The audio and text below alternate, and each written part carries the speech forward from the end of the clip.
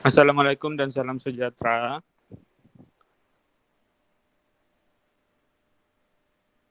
Hello, boleh dengar? Boleh. Ya, Waalaikumsalam. Okey, untuk perkongsian daripada Prof. Le, kita akan bermula pada jam 3.10.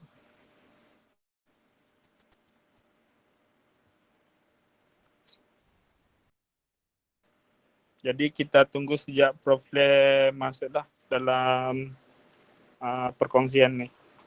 Terima kasih.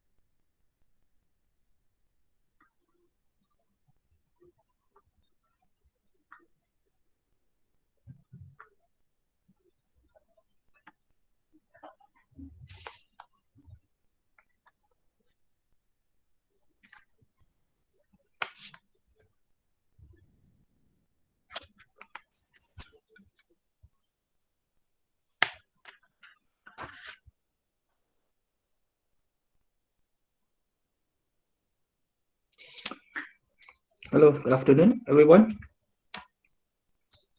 Can you hear me? Yes, we can, Prof. Okay, Okay, thank Prof. you. Okay, Prof. And can you see my slides? Not yet. Not yet? Not yet. Okay, Prof. Huh? Already. Okay, Already, okay, eh? okay. Okay, Okay, right. good. Okay. So I think we need to wait for another 5 minutes so that we allow more participants to join us, right? Okay. So please bear with me another 5 minutes. We'll start at 3:10 p.m. sharp.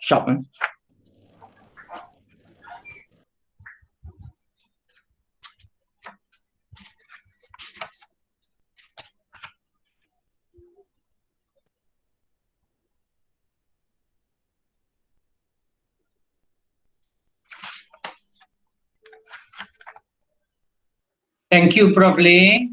Oh, thank you very much. Thank you for give a talk today evening. So Sure, no problem. We try to wait for more people to join. Yeah, correct. Yeah, I already put it inside our website and also, inside our Telegram and also from the faculty. Hope many people will join. Yeah, sure, no problem.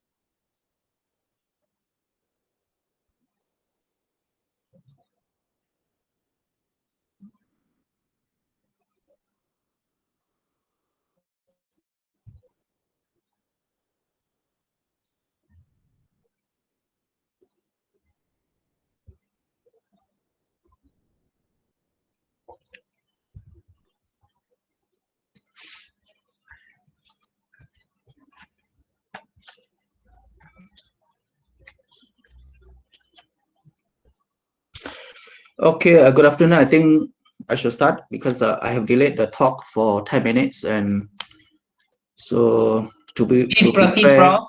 yes, you want to say something before I start? Please proceed, Prof. Yes. Boleh teruskan, Prof. Boleh teruskan. Okay.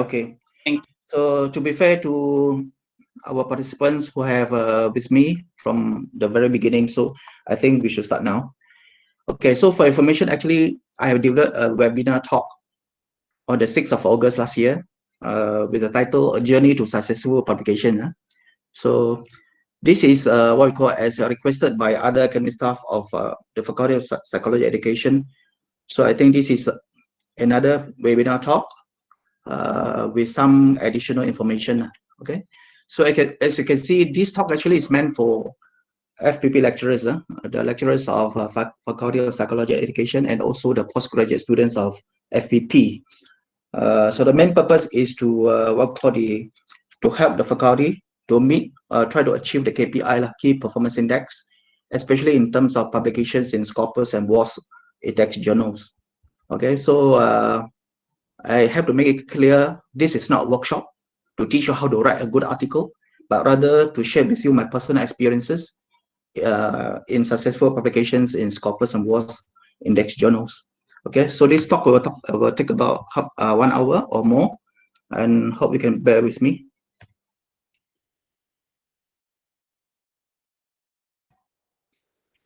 Okay, so we start with 2 cartoons here. Okay, try to get some messages from these cartoons. So the first one, he didn't publish, so he perished.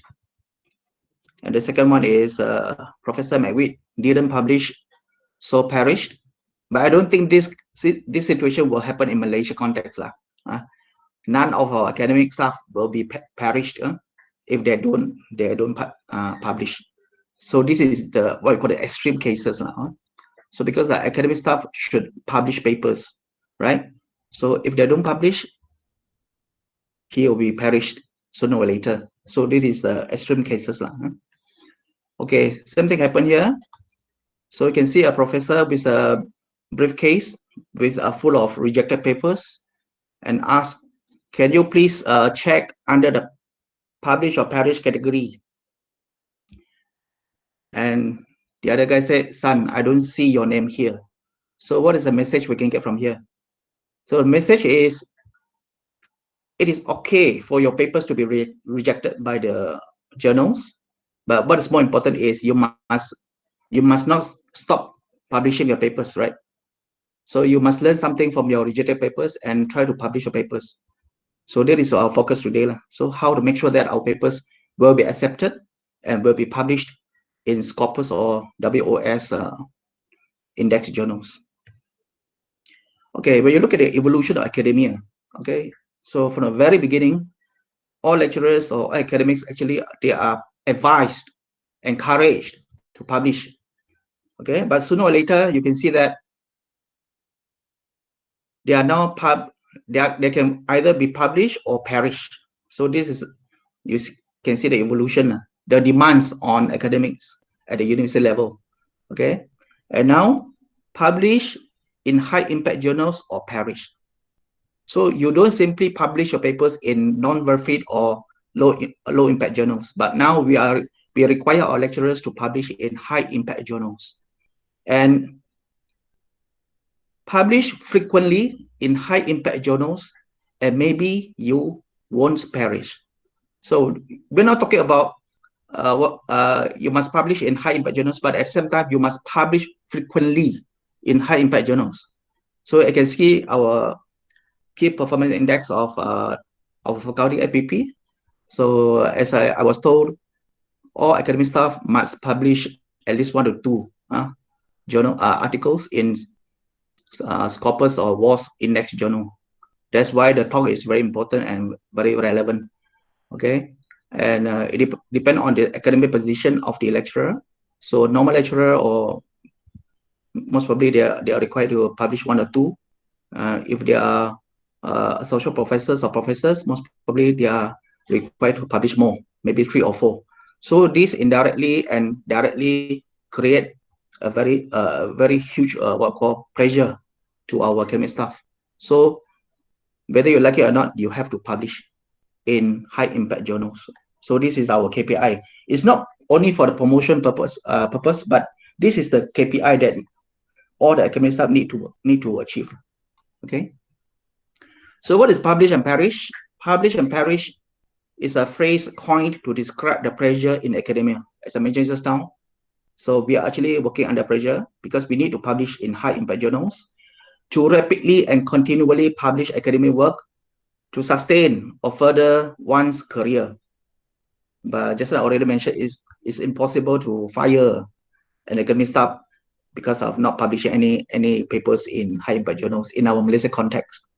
Okay, but the original idea of publish and perish is they need to publish rapidly, continually, so that they can sustain or further one's career and they can be promoted okay, from one academic position to another. So frequent publication is one of the few methods at scholars' disposal to demonstrate academic talent.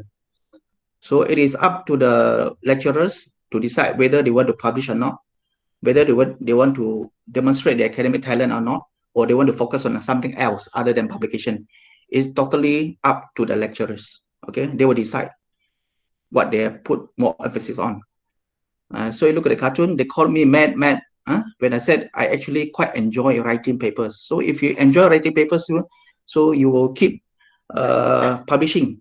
Okay, no matter how many hurdles are in front of you, you will keep publishing if you like writing. Okay, so it depends on the lecturers. What is your focus? What is the thing that you want to achieve? Okay. Okay, just to share with you before I start my presentation. So these are the examples of publication that I managed to publish since 2018. 2008 when I joined university, UMS in 2008. So you can see that we can publish our works, our research works, in the form of books. For example, all these are books. Contributing factors to student attitude toward mathematics. This is a co-author with you can see Shamila Devi Dawadas. She is my graduated PhD student. So she is the main author, I'm the second author. So her thesis was transformed into a book, you see. And there are some, what we call books on quantitative data analysis, okay, and also statistical analysis using IBM SPSS. And you can also publish your research work in the form of what we call book chapters. For example, this one, Science Education in East Asia, Pedagogical Innovations and Research Informed Practices. So these are book chapters, okay? Something happened here. We have evolution education around the globe. So all these are published by Springer, and I have chapters in this book, okay? And many others. So this is what we call, so today we'll talk about this Journal of Baltic Science Education. So this is what we call a Scopus or WoS index journal, okay? And many you can publish. And this is my book publication in 2020 last year. So I can see we have 6 books, actually we have 7. So I mean we can publish if we really have the intention and if we really have the patience to do that. Okay, so this is my 7th book. So altogether 7 books, and most of the books are co-authored with my postgraduate students, graduate students, and also my collaborators from in or out of Malaysia.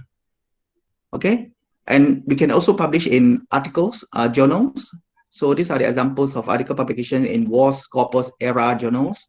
Okay, published in 2020 for the recent 3 years, 2020, 2019, and 2018. Okay, now as a researcher and as a scholar or as an academic, I think we need to keep track of our research activities and publication activities. So for UMS staff, we have a system called SMPPI. So where you need to update all your publications and research activities in this website. Okay, and I always stress that this is our responsibility as academic staff to update our research work, publication work in the website. Okay, so this is the link to the website, the username, password, and publication. So publication, you can see we need to update our publication under this publication version 2, publication V2. So this is how we update our information, our publication work. But as far as I know, SMPPI only accept those articles or manuscripts that have been accepted and also published by the journals. Okay, so if your paper is under review or still under preparation, so the officer from Pusat Pengurusan Penyelidikan Inovasi will not verify your submission. So this is what I know. Okay, so I think this is my personal achievement in 2019 because I managed to get a special award from the university as the most prolific journal or called the impact factor in social sciences. And because of that, I was awarded a 50,000 special grant. So this is a thing that we can achieve, and if you really want to do it. So just indirectly, this is a kind of motivation to our academic staff at FPP. Okay. Okay. I said this is a sharing of my personal experience. I think I don't know, because this is what I have done so far. So if you want to make sure that your paper will be accepted and published in Scopus or WoS index journals, so you like it or not, you have to be the editorial board members. Okay, so this is just my sharing. I don't know how this helped in my publication, but I just want to share with you. So this is one of the journal, Problems of Education in the 21st Century. So this is a WoS journal, WoS index journal, and I am in the editorial board. Okay, as the one of the editors. Okay, and this is a letter of acknowledgement. To be frank to you, by involving yourself in all these editorial board members, editorial board, it is what we call voluntary, and you cannot earn a single cent from all your efforts, but you can get a lot of experience, a lot of what we call exposure, okay, out of this voluntary work.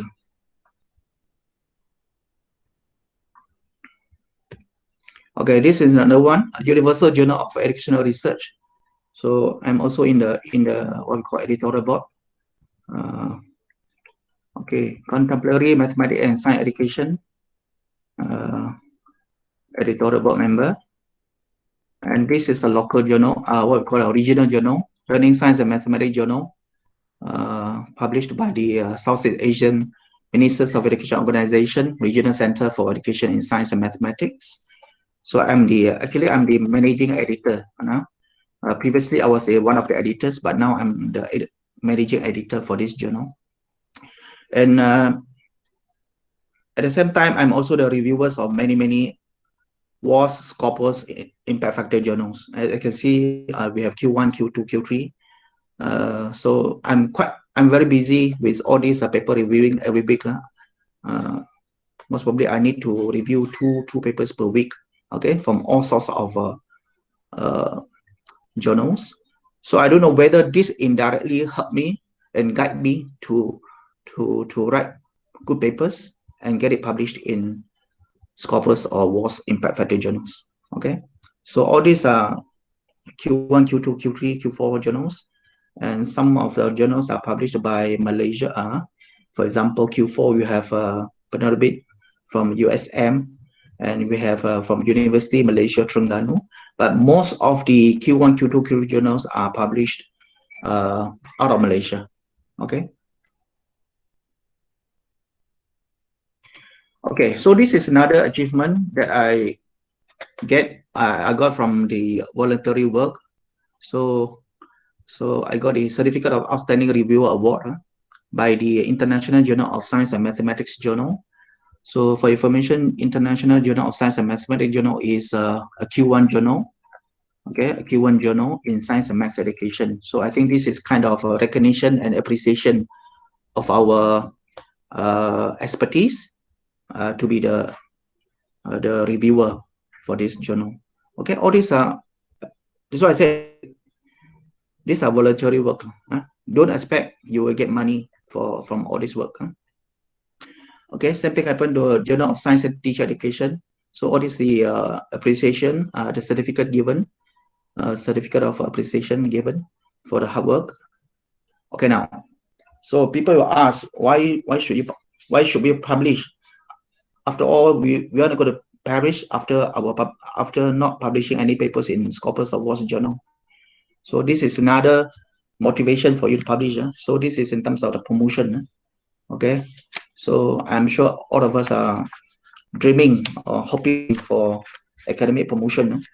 So according to the promotion guidelines for UMS academic staff. Okay, so this is for lecturer with a grade of DS52, so senior lecturer post. So in terms of publication, so these are the requirements. So lecturers at the S52, they are required to publish book chapter as a main author and also as a co-author in index or non-index journal. But to me, this is the minimal requirements. So all these are the minimal requirements. If you want to be promoted to DS52, so you must fulfill these minimal requirements in terms of number of books, index, book chapters, as a co-author or the main author of index or non-index journal. Okay, so if you look at the total marks that you need to collect is 20. Okay, so if you want to be promoted as an associate professor, DS or DU54, you can see that the requirements are more stringent. Okay, so same thing, you must be the main author, co-author in book chapter, index or non-index journal. But as I said, this is also the minimum requirements. So without fulfilling this minimum requirement, you can never be called for interview, can never be promoted to be an associate professor. Okay, and for you to be promoted to professor at grade C, Jusa C, BK7. Okay, you can see that you need to publish more and make sure that you publish in high impact journals. And if you compare in terms of science and technology and also social sciences and humanities, okay, in terms of publication, okay, for social sciences and humanities, number of journal, including book chapters, 20. So as once again, this is minimum 20, at least 20 journals articles published. Okay, in your own field of expertise. So this is another issue. Sometimes we co-publish with other. We have a lot of papers, but most of the papers are you co-publish with others. So this is another issue. Okay, and you have to make sure that all your publications are, most of your publications are related to your own field of expertise. Okay, that's why it's very funny to see that some you have, let's say my specialization is science education. Can you imagine if I co-author a paper with my collaborators totally out of science education, for example in Islamic studies? Can you imagine that? But it happens. That's why I said, that's why you have to make sure that all the academic staff, you have to make sure that most of the publications are actually related to your field of expertise. Okay, because this is also counted. And then more than 20% must be indexed. This is minimum requirements. It's not difficult to be indexed lah. I mean, you can easily achieve this 20% of index journal. But 50% must be journal publication, and also 50% you must be the main author. Okay, you cannot be the co-author all the times. You must be 50% of your publication must be you are the one who is the main author. Original book is free. I think this is very easy to achieve lah. Okay, just now already mentioned. Last year I already published 7 books. Okay, and then in terms of citation, this is also very minimal. 30, more than 30. I think this is very minimal. This is the minimum requirements. Okay, you don't follow this, but you need to make sure that you have achieved all this. Okay, you can plan for your next promotion.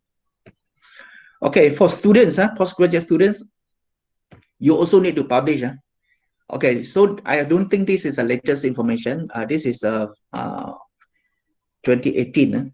But okay, for this particular circular, for master's degree, you need to at least publish 2 articles, 1 refit and 1 proceeding.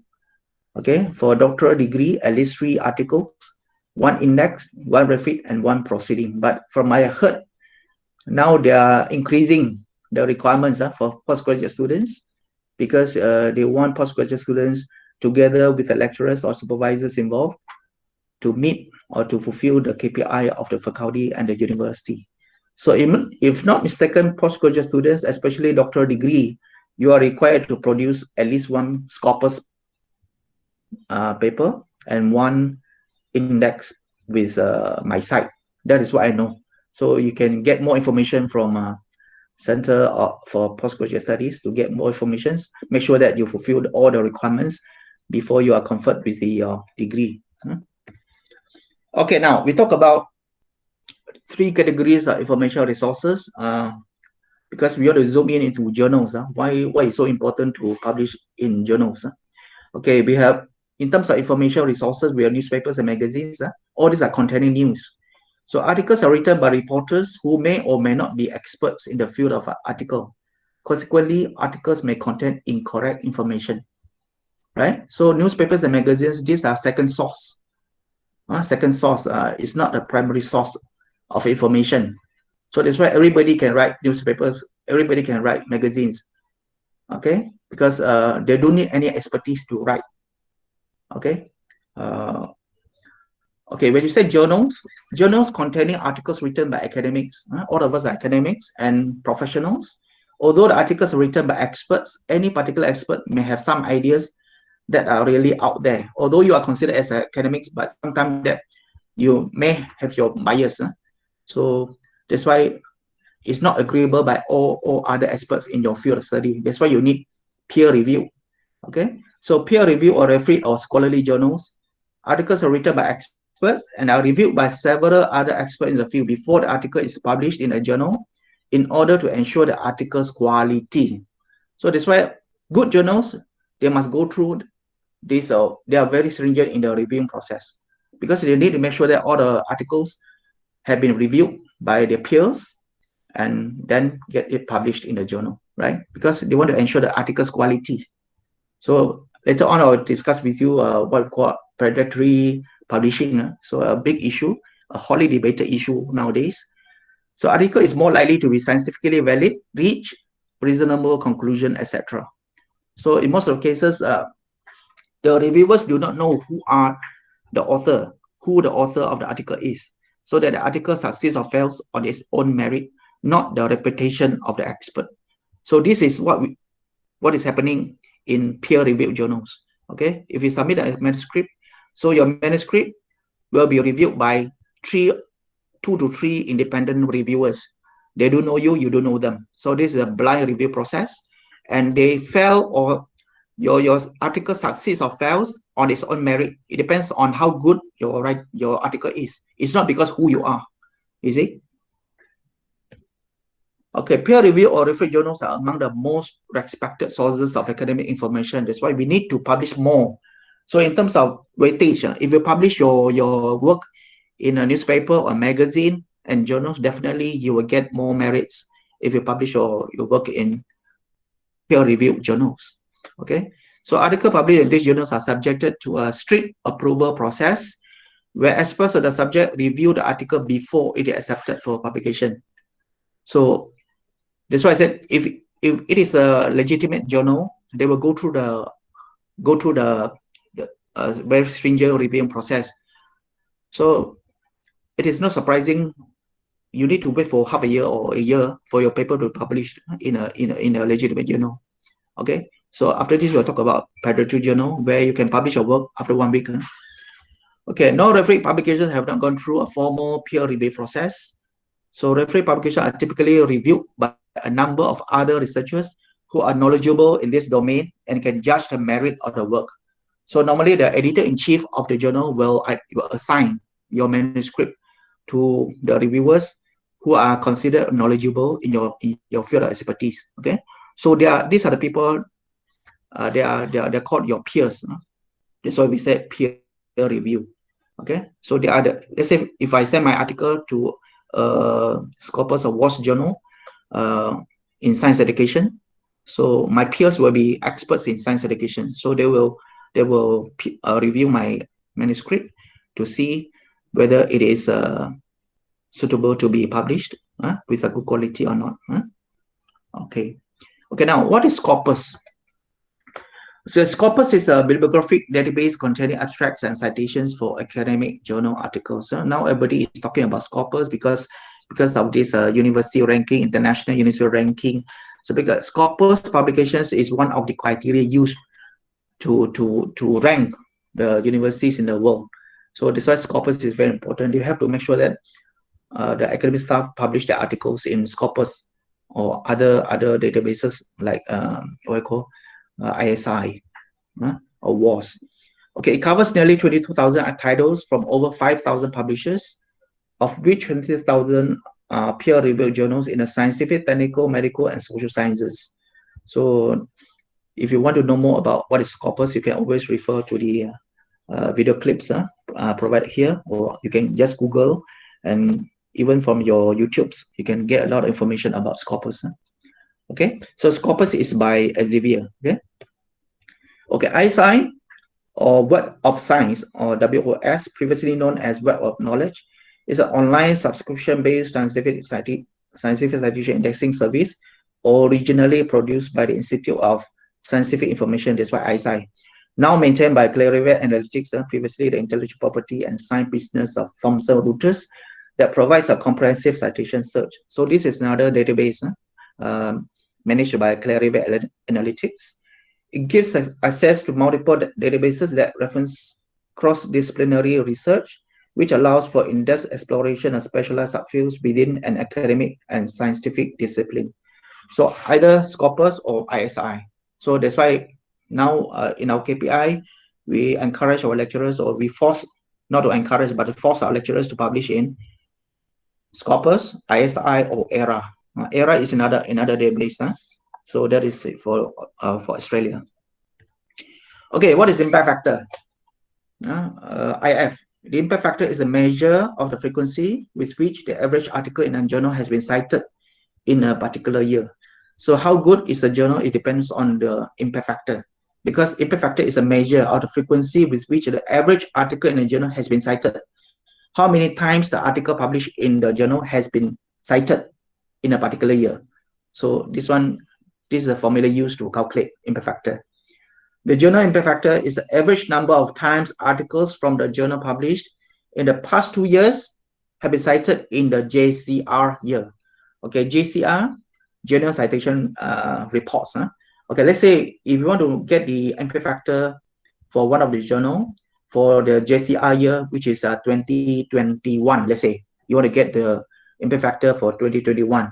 So you need to consider how many times the articles published in 2 years back, means 2019 and 2020, 2019 and 2020 have been cited. Okay, later on we have show you how to calculate. So the impact factor is calculated by dividing the number of citations in the JCR year by the total number of articles published in the 2 previous years. So it means how many the number of citations in 2021 divide by the total number of articles published in 2019 and 2020. Okay, so the JCR also lists journals at impact factors and ranking in the context of their specific fields. So you can get a copy of journal citation reports. So this is something look like this. So this is for 2019. So in this journal citation reports, full journal list. Okay, so you can get information like this. Let's say this is one example I given just now. International Journal of Science and Mathematics Education. So this is a Q1 journal. Okay, so International Journal of Science and Mathematics Journal, and publisher category or region country is Netherlands, published by Springer Netherlands, and this is under SSCI. SSCI means Social Sciences Citation Index. SCIE, Science Citation Index Expanded. So this is for sciences. SSCI is for non-sciences. Okay, so this is an example to show you how to calculate the impact factor. Okay, let's say I want to calculate the impact factor for year 2014. Okay, year 2014. So I need to know how many article citation happened in 2014. Okay, so to article published in 2012 and 2013. So how many articles have been published in 2012 and 2013 in this particular journal? And out of these publications, how many citations happened in 2014? Okay, so this is an example.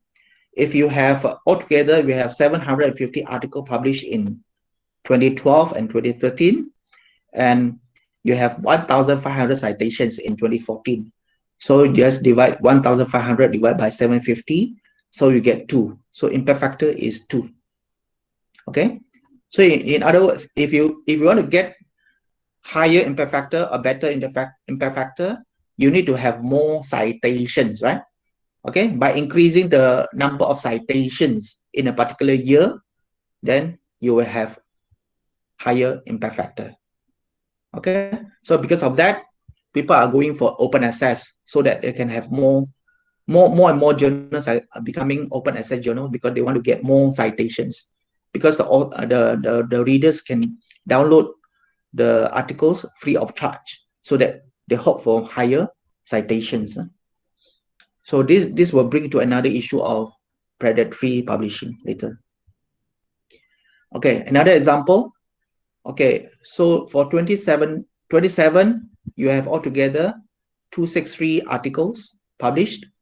2006, you have 374 articles published. So altogether in these 2 years, you have 637 articles published. Okay, sorry, this is the citations. I'm sorry. So these are the citations received in these 2 years. Okay, 637, and this is a number of item published, means article published. Okay, so 2007 is 55 and 2006 is 49. So altogether 104. So you take 637 divided by 104, you get 6.125. So this is an impact factor for this particular journal. Okay, it depends on the number of citations and also number of published articles. So if you have any question, please reserve the question until the end of the presentation. Okay, so we can further discuss about it. Okay, so I think this one is produced by Clarivet Analytics with all the journal impact factor. So you can check the impact factor of the respective journals in this list. Okay. Okay, other than citations, we are talking about H index and I-10 index. If you refer to the Google Scholar, you can see this is what we call H index and I-10 index. Okay, so citations we already mentioned just now, but now we need to talk about H index. What is H index? H index is an author level metric that attempts to measure both the productivity and citation impact of the publications of a journal or a scholar. Okay, it is an author level metric. I mean, it measures your productivity as an academic, so your productivity as academic, and also the citation impact of the publications. So now people are talking about H index. So the index is based on the set of the scholars' most cited papers and the number of citations that they have received in other publications. So you can see we have two parameters here. One is most cited papers, means most probably you have produced a lot of papers, but we only consider the most cited papers and also the number of citations received. Okay, so the index can be applied to the productivity and impact of a scholarly journal, as well as a group of scholars, such as a faculty or university or country. So the H index can also be used to measure the productivity of a group of scholars, of a faculty or a university or a country. Okay, not only author level metric, but also we can use this H index to measure how good you are, how good your lecturers are in the faculty. You see, okay, the index was suggested in 2005 by Hitch. That's why H index, a physicist at University of California in San Diego. It's a tool for determining theoretical physicists' relative quality, and sometimes called a Hitch index or H number. So that's why we have the H to represent, named after the George E. Hitch. Okay, so this looks like a little bit of theoretical and abstract, but it's okay. I will try to explain to you. Okay, just I already mentioned, in calculating H index, there are two parameters. One is how many papers you have published and number of citations. Okay, a scientist, means a scholar, has an H index of 9 if his top 9 most cited publications have each received at least 9 citations. So you will get H index of 9 if your top 9 most cited publications, each of them receive at least 9 citations. That's why you get 9. Okay, if your H index is 13, means that your top 13 most cited publications each receive at least 13 citations.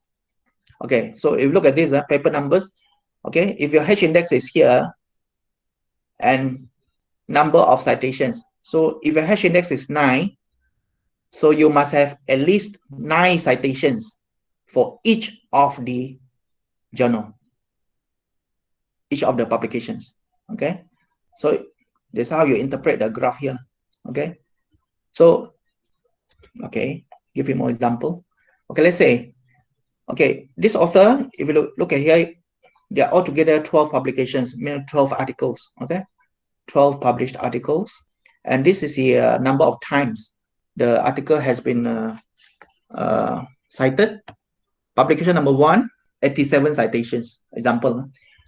Publication number 2, 70 citations. Until publication number 8, you have 9 citations.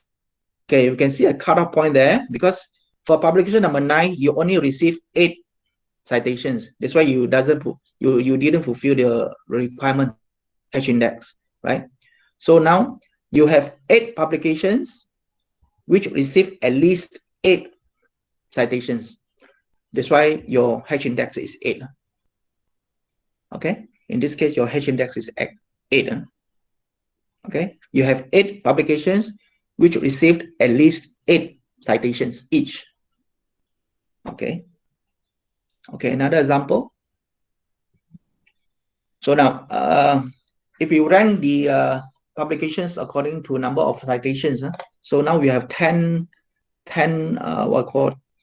articles or 10 publications, and we have the third column is the citations. Okay, so the cutoff point is here. The cutoff point is here, 5. Okay, 5 articles with at least 5 citations. So your H index is 5 in this case. Okay, although your first publication received many citations, the most number of citations, but if you look at the other number of citations is lower. That's why how to achieve H index, high H index. Okay, you must be able to publish more articles and at the same time receive more citations. So that is a secret. Okay, look at the first graph. Okay, on the x-axis we have number of publications. On the y-axis we have number of citations. Okay, if you have a few highly cited papers, means your H is very small. I mean, look at this end, near to 0, mean a few highly cited papers. Okay, if you look at these papers, let's say you have 5 papers here. Okay, these papers actually receive very high citations. Okay, but because of you have only a few highly cited papers, you will get a low H index. Understand? So you will only get higher H index if you have large number of highly cited papers. Just like I mentioned just now. If the H is very large, okay, you have many papers, many manuscripts published in good journals, and at the same time, all the papers receive good many citations from the readers, so you'll get higher H index. Okay, now the third one is what we call I-10 index. I-10 index is the newest in the line of journal metrics and was introduced by Google Scholar in 2011. This is quite new, okay, and easier to interpret. It is a simple and straightforward indexing measure found by telling a journal's total number of published papers with at least 10 citations. This one very straightforward. So any publication with at least 10 citations will be counted 1. You see? So this is very straightforward. So if you have 20 articles, and they receive at least 10 citations each, so you have 20. Okay. Okay, now open access publishing. So this is related to predatory publishing. Okay, open access refers to research outputs which are distributed online and free of cost or other barriers, possibly with the addition of Creative Commons license to promote reuse. Okay, the purpose of having open access is we want to make sure that all the publications are freely downloadable by the readers. I mean, everybody can download the articles free of charge. Okay, open access can be applied to all forms of published research output, including peer-reviewed and non-peer-reviewed academic journal articles, conference papers, theses, book chapters, and monographs. So do not confuse. Open access doesn't mean it is only for peer-reviewed journals. No, it also open for non-peer-reviewed academic journal article because it is free of charge. You don't have to pay a single cent. You don't have to subscribe to the journal to download the articles. That's why it is free of charge. Because of that, quality is an issue here. Okay, and somebody can misuse or abuse open access publishing. Okay, conventional non-open access. This is before. What happened before open access? So conventional journals cover publishing costs through access tolls such as subscriptions, site licenses, or pay-per-view charges. Okay, so this happened before we have open access journals where you need to subscribe and you need to pay for that. And the library, normally they will pay for the subscription fees. And if you want to download the article, you need to pay, right? That's why pay-per-view charges. However, open access research is advanced by a range of distribution mechanisms and business models. Now we are talking business, so they have what we call open access journal. So the publisher of the journal make all articles and related content available for free on the journal's website. So it is free of charge. An open access journal funded by article processing charges. So because it is free, so to run the business, open access journals, they will ask the authors to pay the article processing charges. Okay, paid by authors or research sponsor, an academic institution, learned society, or a government center. No publication fees are paid by authors.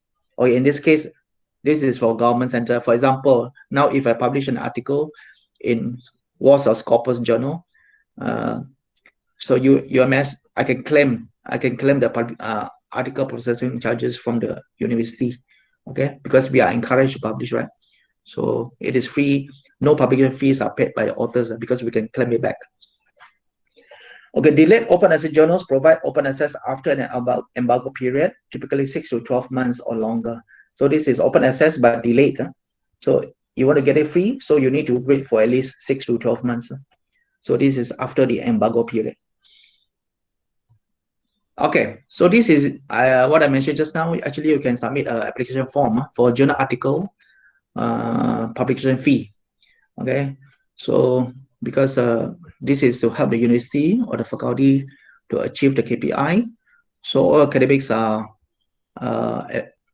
encouraged and to publish, and they can claim the article processing fee from the university. Okay, and you can see there it is stated here. Your article must be published. Your article must be published in WoS, ERA, or Scopus index journals. So if you publish in other refereed or non-refereed journals, it's not going to pay for you, you know. Okay. Okay. So if you look at this, how much the university can pay for you. So this is the okay. It depends on the type of publication. So if your article is published in WoS, Scopus, ERA without impact factor, so the maximum value is 1. Maximum value can claim. But if you only pay 500 for the publication, you can only claim 500. But 1,000 is the maximum. Something happened to Q3, Q4, you can even claim up to 5,000 if you pay 5,000. Okay, Q1, Q2, 10,000. It depends on the type of what we call the ranking of the journals. So university is willing to pay you Q1, Q2 if you can publish in Q1, Q2 journal. University can pay you up to 10,000 if you pay 10,000. If you pay 8,000, you can only claim 8,000. Okay. Okay, so this is a hotly debated issue recently, talking about predatory publishing, and this is a reminder given by the university. Okay, you are advised to make sure that all your article publication it is free from the bill list of potential predatory journals and publishers. Okay, so this is a hotly debated issue because there was an article published recently. Okay, I will share with you the article. Because of that, there are a lot of discussion and accusation on the quality of our academics in Malaysia and so forth. There are a lot of issues there. Okay, so we are asked to avoid from publishing our work in bill list of potential predatory journals and publishers. Okay. Okay, so this is the article that I mentioned just now. Okay, for your information, this article was published in on the 7th of February 2021 by we have two authors here, and the name of the journal is Scientometrics, published by Springer. So this is a Q1 journal. Okay, so the title is Predatory Publishing in Scopus, Evidence on Cross-Country Differences. Okay, so this is a very, what we call, comprehensive study. You try to look for differences for predatory publishing in Scopus. Okay, so as you can see here, just for information, you can get the article to read further. Okay, 172 countries in 4 fields of research. Okay, so this study has involved 172 countries in 4 fields of research areas. I will share with you later. Indicates that there is a remarkable heterogeneity in the most affected countries, including Kazakhstan and Indonesia. These 2 countries. Okay, around 17% of articles fall into the predatory category. Just imagine, out of 100 articles, 17 were published in this predatory category, while some other countries have no predatory articles whatsoever. Countries with large research sectors at a medium level of economic development, especially in Asia and North Africa, tend to be more susceptible to predatory publishing. So Malaysia is in Asia, right? Okay, Arab, oil-rich and or Eastern countries also appear to be particularly vulnerable. Okay, policymakers and stakeholders in this and other developing countries need to pay more attention to the quality of research evaluation. So this is a reminder to all academics and even postgraduate students. Don't simply publish. Okay, you have to make sure that your articles or your hard work have been published in good journals, good ranking journals. Okay, not to be the victim of this predatory publishing. Okay, you pay. So what is happening is you pay the article processing charges. Okay, normally it's not cheap. Article processing charges can up to 5,000 ringgit. Okay, no, the normal rate is about 1,000 to 2,000. It is quite common. Okay, and you pay for that, and then your work will not be reviewed, peer reviewed, will not go through a proper reviewing process. So people make use of your articles to earn money. Okay, so do not feel happy if your manuscript has been published in the journal. You need to check the authenticity of the journal. How legitimate is a journal? Okay, do not be victimized by this predatory publishing. Okay, more to share with you. This is in that article. You can read from the article. Okay, so this world map shows you the percentage of predatory journal articles in total articles. Okay, 2015 to 2017, and you can look at the intensity of the color. Okay, just now I already mentioned Kazakhstan and Indonesia is about 17%, right? So you can see the darker the country is, means they are more involved with predatory publishing. And then if you look at our map, Malaysia, although we are not the darkest, but we are also dark. Okay, as compared to other countries in the world. Okay, so this is in terms of the world map. And if you look at the statistics, okay, this is Kazakhstan and Indonesia. Okay, look at the statistics. Percentage of pediatric journal articles in total articles, top and bottom 20 countries. So we are in the top 20 countries. Malaysia 11.6%, Kazakhstan 17%, Indonesia 16.73%, but Malaysia is quite close to them, 11.60%. Okay, please make sure you don't contribute to this percentage. Okay, and okay, this is in terms of country group. For example, if you look at in terms of geographical location, you find that ASEAN countries are more involved in this pediatric publishing, 4.22. Okay, ASEAN countries. And then in terms of the language spoken, Arabic spoken countries, 5.13. And in terms of natural resources, rents, oil and natural gases, just what I mentioned. And in terms of income per capita, lower middle income, 3.28. In terms of the size of the research sector, medium, large size. So for those of you who are interested to read more about this article, please get the article and read. It's a what we call, it's a thick article for you to read. Okay, this is in terms of the research areas. Just I already mentioned there are 4 research areas: health sciences, life sciences, physical sciences, and social sciences. So Malaysia, where are we? 3.79. Okay, China is the most.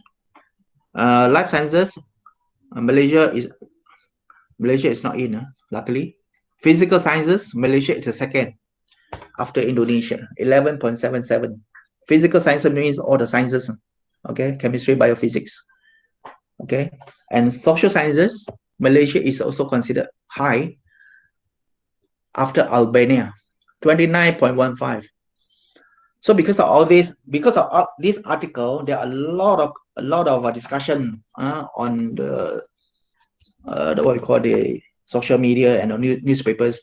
They are querying, they are questioning about the quality of our academic staff. Because based on the statistics, it seems that quite a number of our academic staff publishing their research work in these predatory journals, and at the same time, the article processing charges was paid by the universities, right? Okay, so this is the discussion, the dilemma. So this, I said, try to avoid from all these unnecessary, publications, lah. Okay, and then they are also try to defend, So this is an article published by Prof. Dr. Abdul Wahab Muhammad. I think he's the Deputy Vice Chancellor of UKM. So he urged Malaysians to understand the issue of predatory publishing and not to, make unnecessary accusation. Okay, so if you read this article, in terms of the good, you look at this jurnal terkemuka di dunia, 25% teratas biasanya hanya menerima 20 hingga 30% artikel dihantar. So that means good article, a good journal, normally they will only accept 20 to 30% out of the manuscript submitted for publication. So the acceptance rate is about 20 to 30%. That is a good journal. But what happened to predatory journals? 100%, because whatever you send publish for you. Okay, you happy, they're also happy. You are happy because your article has been published. They are happy because they get your money. See? Okay, so this is one of the criteria used. If you want to choose a good journal, you need to look at the what we call the acceptance rate. How high is the acceptance rate? Okay, if you send your article. And in 2020, okay, this is in 2020, 663 journals published by Scopus, and 60% was suspected to be predatory. 60% out of 663 are suspected to be predatory journals, and these journals have been discontinued from the list. That's why you must refer to the list produced by Scopus. What are the journals discontinued from the listing? Okay, from time to time. Okay, so what is important here is okay. Actually, Malaysian scholars have published 43,050 articles per year in 2020. You see, so 43,050 in Scopus journals. Okay.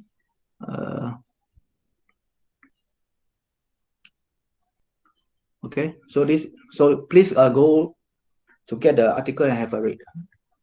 Okay, so to know more about ethical issues in writing and publishing, so please you can refer to these articles and books. So ethical issues in writing and publishing, ethics in research and publication. So this is important to avoid yourself or to prevent yourself from become the victims of predatory publishing. Okay, because it's a waste of time and money. Okay, if you publish your articles in predatory journals. Okay, predatory publishing, open access publishing is an exploitative open access academic publishing business model.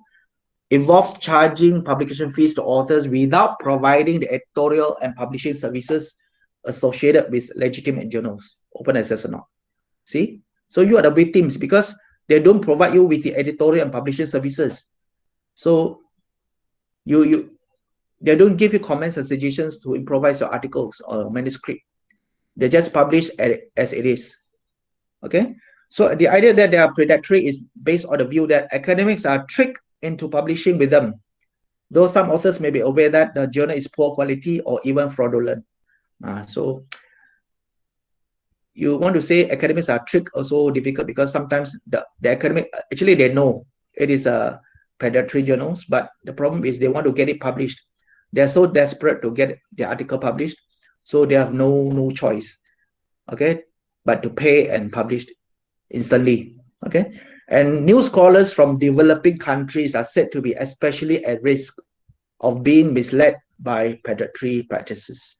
So developing countries, just I already told you, across country differences. Okay, most of them are the victims are from developing countries. Okay, and new scholars because they are novice. Okay, bill list is a report. Okay, actually the article was based on the bill list. It's a report that was regularly updated by Jeffrey Bill of the University of Colorado until January 2017, set forth criteria for categorizing publication as predatory. The list was taken offline by the author in January 2017. A demand by Frontiers Media to open a misconduct case against Bill was reported as a reason Bill closed the list. Investigation by the university was closed with no findings. You can actually refer to the bill list of potential predatory journals and publishers. Just now already a reminder given by the university, right?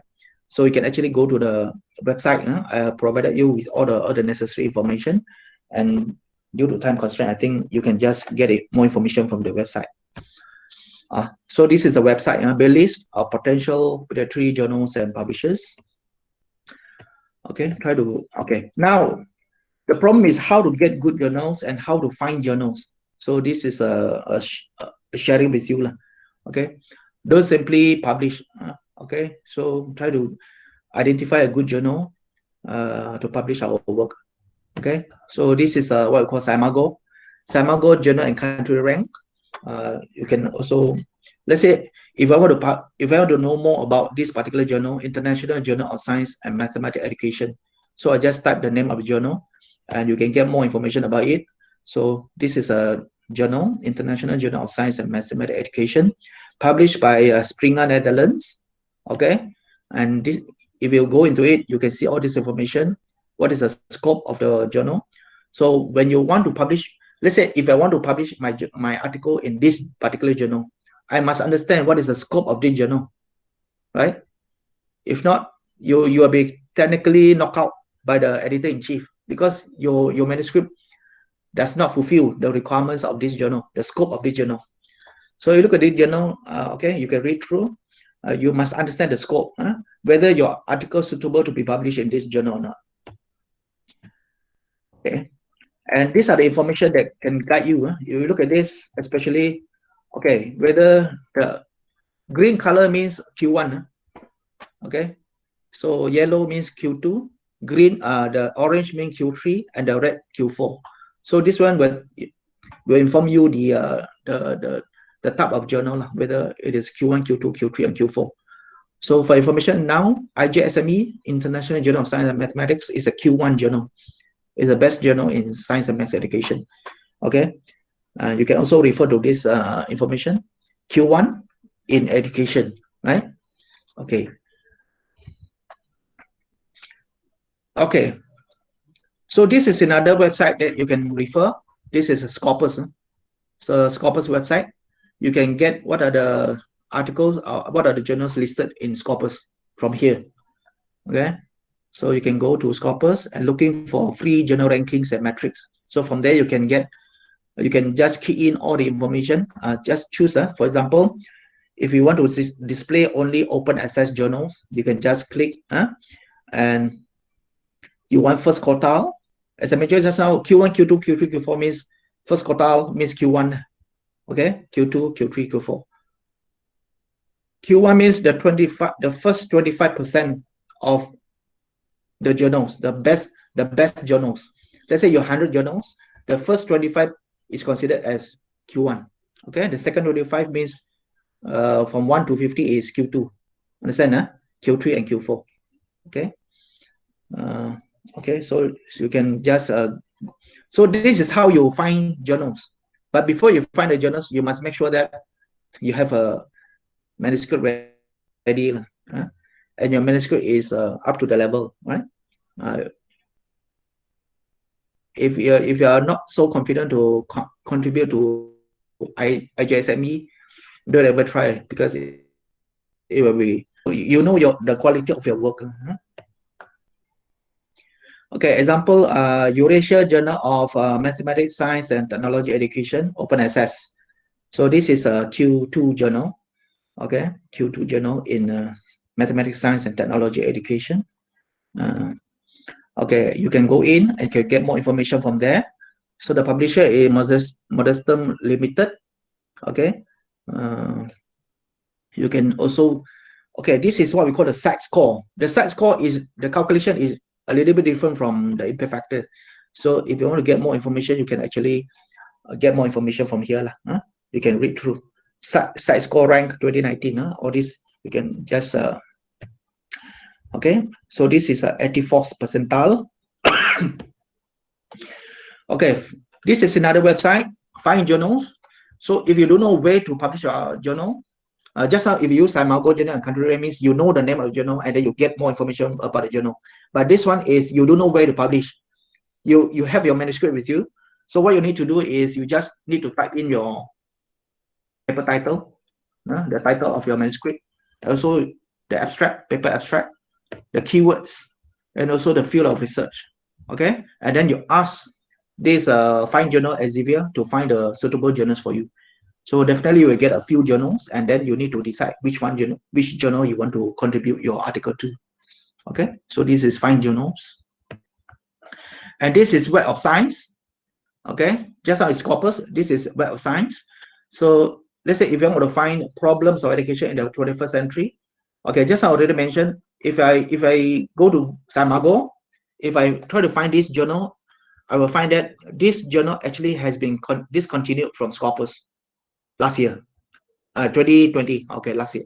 Okay, but this particular journal has already considered as a WoS journal. So if you go to Web of Science group, problems of education in the 21st century, okay, so you see it is here, problems of education in the 21st century. The publisher is Scientia Socialis. This is a Lithuanian journal. It is under Emerging Sources Citation Index. Okay, although it has been discontinued from Scopus, but it is already included in WoS. Okay. Okay, this is ERA. ERA means Excellence in Research for Australia. Okay, so you can also get the list of articles, list of journals published in ERA. You can see some similarities. Sometimes one particular journal, it is in WoS, it is in Scopus, and it is in ERA as well. So it depends on how good is the journal. Okay. Okay, these are the extra information appendices that you can refer to get the Scopus Index journal list. Discontinued, just I already mentioned, discontinued Scopus Index journal list. So what are the journals that have been discontinued from Scopus? So you need to keep yourself updated with all this information. If not, you contribute and then it's not considered as a Scopus Index journal. Okay, SCIE, Science Citation Index expanded for ISI, and also for ERA Journalist 2018. So please, I mean, you need to update yourself with all this current information. Okay, plagiarism. This is also very important.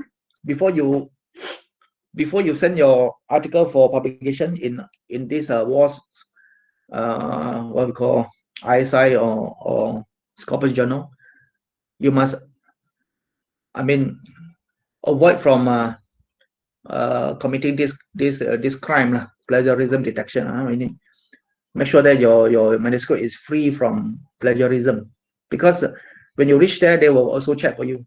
Okay, so plagiarism detection is a process of locating instances of plagiarism within a work or document. The widespread use of computers and the advent of internet has made it easier to plagiarize the work of others. Now, because of the internet, computers, so we can easily plagiarize the work of others. Okay, most cases of plagiarism are found in academia, where documents are typically essays or reports. However, plagiarism can be found in virtually any field, including novels, scientific papers, art designs, and source code. We are talking about scientific papers. So detection of plagiarism can be either manual or software assisted, but it's impossible to do it manually. Manual detection requires substantial effort and excellent memory, and is impractical in cases where too many documents must be compared or original documents are not available for comparison. So it's quite impossible to detect manually, but we use software assisted detection. Nowadays we use Identicate and also 3in. Allows vast collection of documents to be compared to each other, making successful detection much more likely. So before you send your manuscript for publication, please check your please use 3in or Identicate to check the originality, to run originality checking of your manuscript before you send. Okay, so this is an example of 3in originality report. This is when I send a manuscript to one of the journal in Indonesia. Journal, this is a Q2 journal, a good journal. Okay, so if you look at the similarity index, is about 23%. Okay, 23% is considered okay, reasonable, acceptable. So any similarity index more than 40%, and sometimes even 30% will be kicked out from the consideration. So I mean, please make sure you check before you send, because if not, it's a waste of time for you to send. Okay, and in this report, you can see all the sources of the information will be listed. Okay, 6% match. All these are the different colors to show you the source of references. Okay, and this is a text, a paper text. You can see all the paragraphs have been highlighted in different colors. Means you need to refer to the report to see the sources of the references. Okay, and you need to do some kind of a rephrasing, paraphrasing, or okay, to lower the similarity index. Okay, now I think this is almost the last. Okay, I just want to share with you an example of WoS index journal. Okay, to know how to know whether I should publish in this journal or not. Okay, so let's say this is a journal called Problems of Education in the 21st Century. I try to promote this journal because I'm one of the editorial board members. Okay, this is a journal in related to education. Right? Okay, so try to understand the aims and scope of the journal. As I mentioned just now, you must understand the scope, the aims and scope of the journal before you are being technically knocked out by the editor-in-chief before the send for reviewers, send for reviewing. Okay, so if you look at this, also the publisher ethics and malpractice statement. So the journal make it very clear. Okay, so what are the publisher ethics and also malpractice statement of the journal? Okay, so okay, editorial board. Just now already mentioned, I'm here. Okay, in terms of the abstracting, indexing, and listing, so always go to this to check whether this is a Scopus or WoS or error. Okay, as you can see, maybe it's too small for you. It's okay. So Scopus from 2017 to 2019, yes. So after 2019, it has been discontinued from Scopus. But the first one, emerging sources citation index, ESCI, Web of Science, Clarivate Analytics. So this is a selling point of this particular journal because it is a WoS journal. Recently, I have published one and already I managed to claim from the university for the article processing charges. Okay. So it is a Q3 journal. Okay, the aims and scope, just already mentioned, you need to read through whether your article, your manuscript meet the requirements, meet the aims and scope of the journal, right? Okay. And for authors info, you must follow strictly to whatever they want. So incomplete submission will be ignored. Okay. So in terms of template, the guidelines, declaration, article processing charges. Okay, look at this. Okay, article processing charges. Okay, the amount of article processing charges, APC for PEC is 15 euro per one page A4. So this depends on number of pages. 15 euro per one page. So PEC is committed to keep its publication charges at a minimum level. So if you publish a 20-page article, it's already 300 euro. 300 euro you convert to Malaysian ringgit is 1,000 over, right?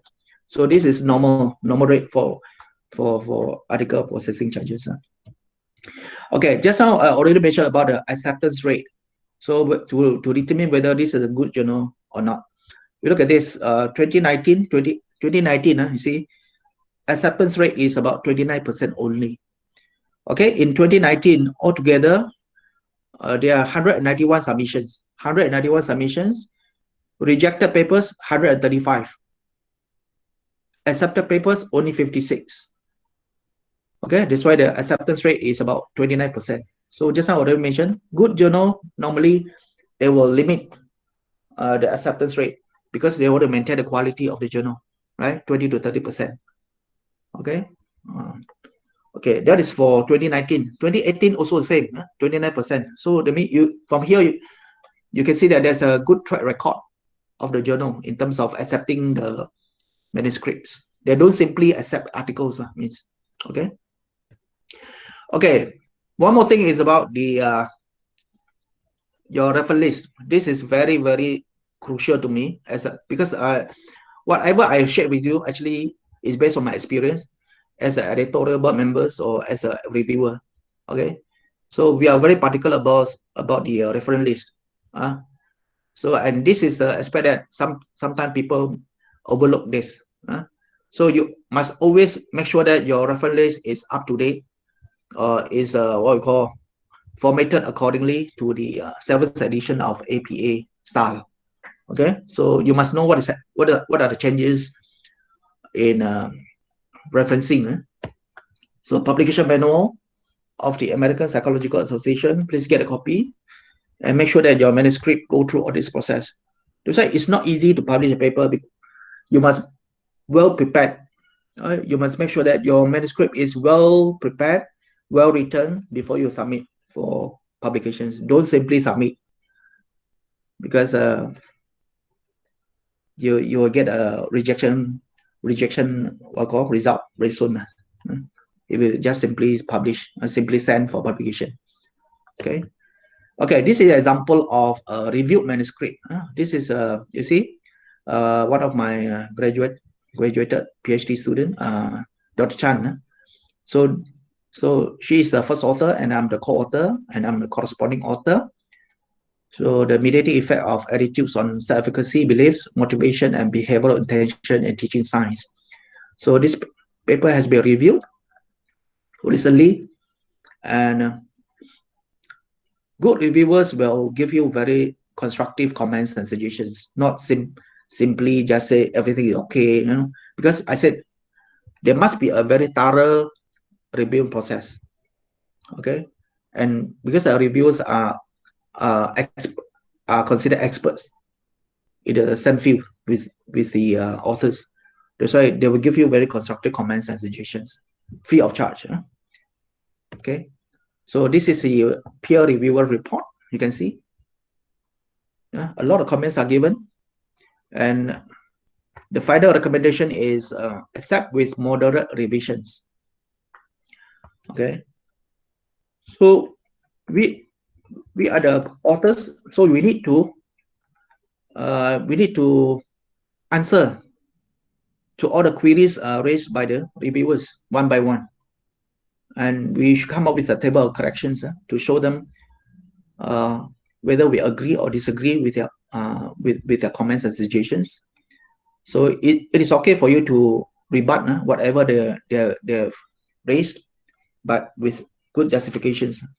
Okay, so this manuscript is still under the revision process. We are still revising the manuscript to be sent back to the editor-in-chief. Okay, so this is the identical report. 26%, as I mentioned, is less than 30% is acceptable. So I think it's already 4:30. It's more, half an hour more than I expected. So thank you for your time. And if there's any question, if I can answer, I can answer you. If you can answer, we will try to find answers together. Okay, thank you very much. Any questions?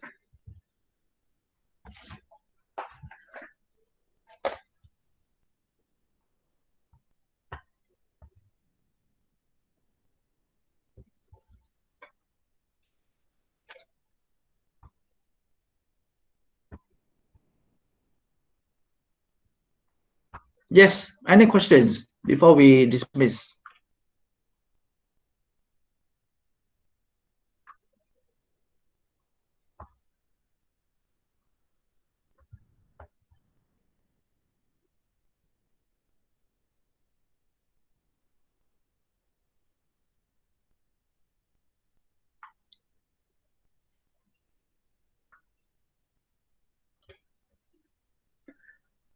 So once again, as I said, this is not a workshop. This is not a writing workshop.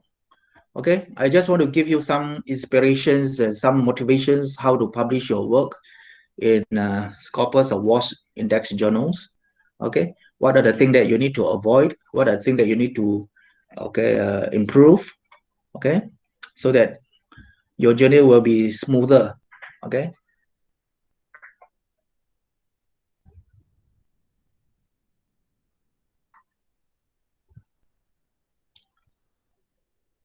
I think okay, if there's no question, so good luck and hope to see you again in a very near future. Thank you. Bye bye.